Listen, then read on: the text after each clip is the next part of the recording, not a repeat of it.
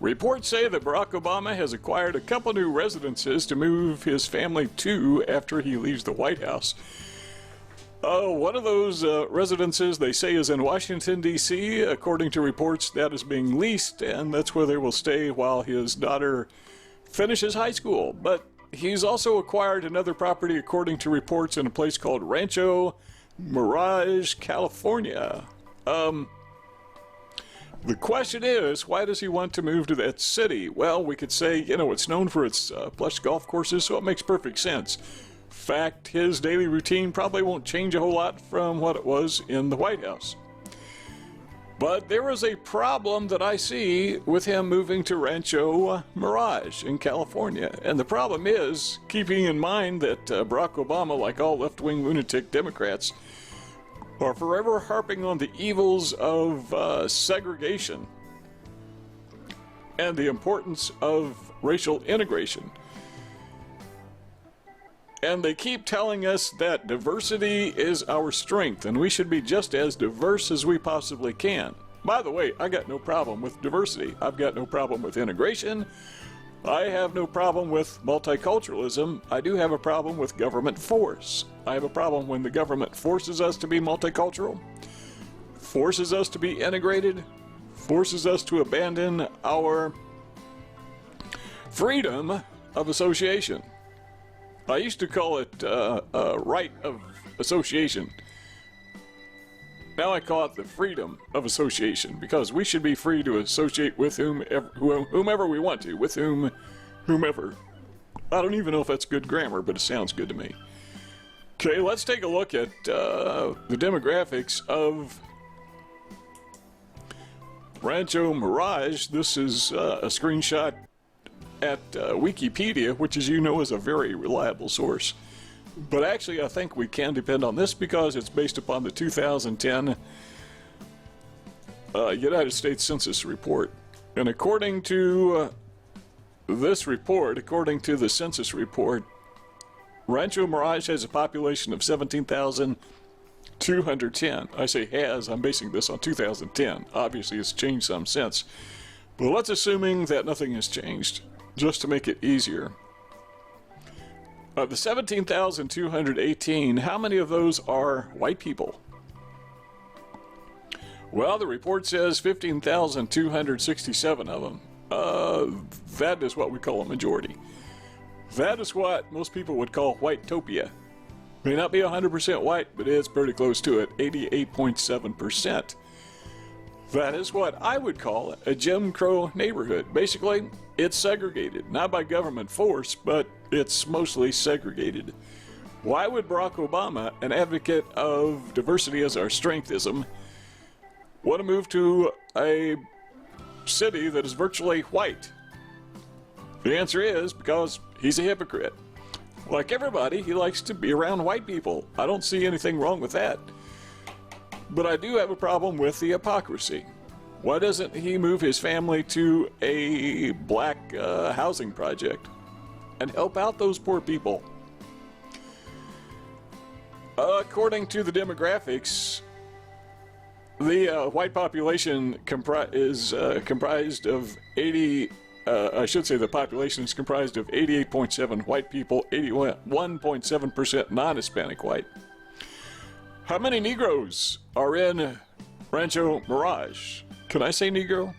The way I see it is, if it's okay for Martin Luther King Jr., it's okay for me.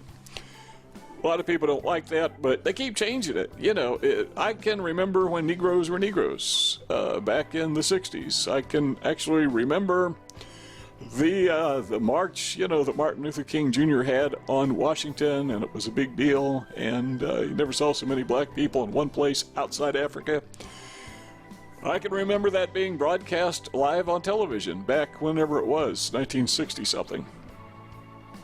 And he kept saying Negro, and nobody had a problem with it. Then they changed it to Afro-American.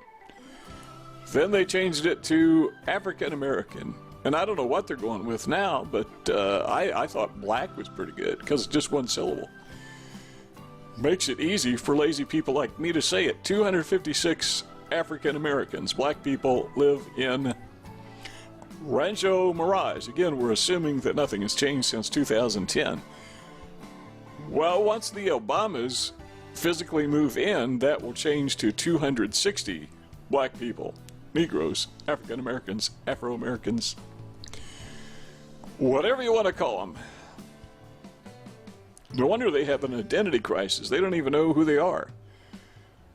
Actually, considering that Barack is half white and half black, I think maybe they will change that to 259 and a half African Americans. Native American population, there you go again. What do you call these people?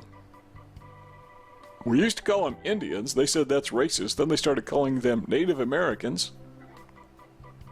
And then they said, no, let's upgrade them to indigenous peoples. Okay, now we've got Muslims moving into our country and they're having babies.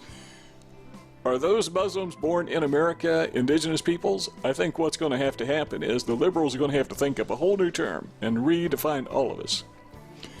Because everybody will then need to be an indigenous persons, indigenous people, person, whatever. All right, 1.5% African American. The national black population is around 13%. Native Americans, 0.5%. Asians, which we are assuming is East Asians, but it may include Middle Easterners. Some people, you know, in Britain, rather, they call everybody Asian if they're in the East, whether it's Middle East or Far East, East. Asia is what I meant to say. Asian population is 3.8%, 651 of those.